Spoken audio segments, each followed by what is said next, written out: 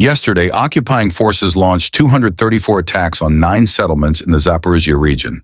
These attacks involved a variety of weaponry, including drones, multiple launch rocket systems, MLRS, and heavy artillery, causing extensive damage to infrastructure and shaking many areas within the region.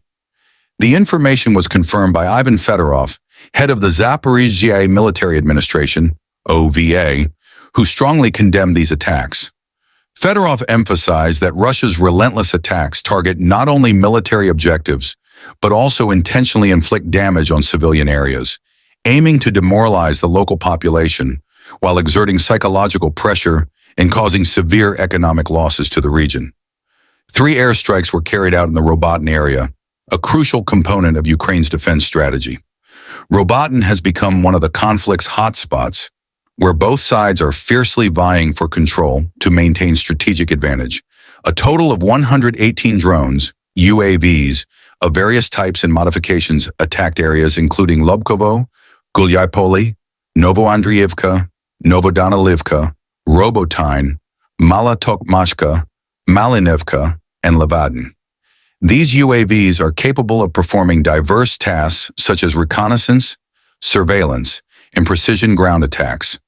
Russia's widespread use of UAVs takes advantage of their mobility, speed, and ability to evade radar to inflict damage without deploying manned aircraft into the conflict zone, while continuing to destroy both military and civilian infrastructure.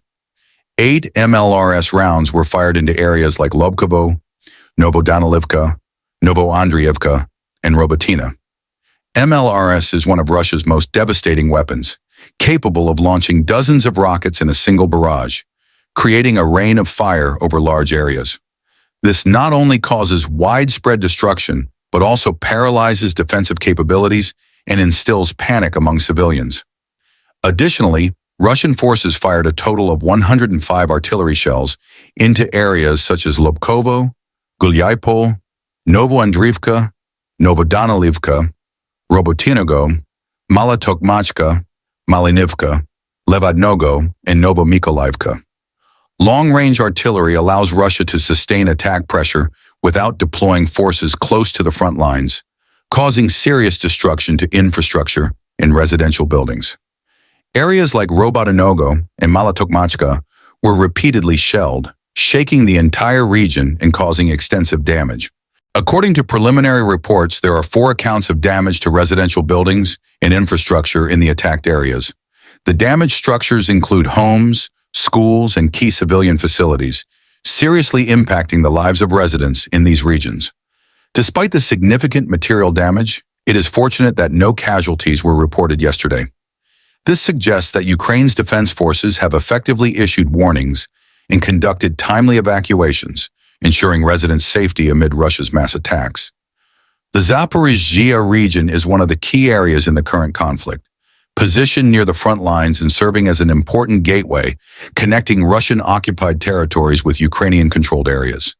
The intensity of attacks here reflects Russia's continuous efforts to pressure Ukrainian forces, weaken their defensive capabilities, and clear a path for deeper incursions into Ukraine. Yesterday's attack, involving hundreds of UAVs, MLRS, and artillery shells, demonstrates the extensive preparation and large scale of the Russian military's operations against Ukraine's strategic areas. However, Ukraine's defense forces responded quickly and effectively, repelling most of the attacks, especially those aimed at Robotin and nearby areas. While civilian areas and infrastructure have suffered serious damage, the current situation has not yet led to a significant shift in the battlefield dynamics. With international support and strong resistance from the people, Ukraine continues to demonstrate resilience against Russia's relentless attacks. The battle in Zaporizhia remains fierce, with no signs of abating soon. Russia's intense assaults on this area not only aim to destroy infrastructure, but also to place psychological pressure on the defense forces and civilians, worsening the humanitarian security situation.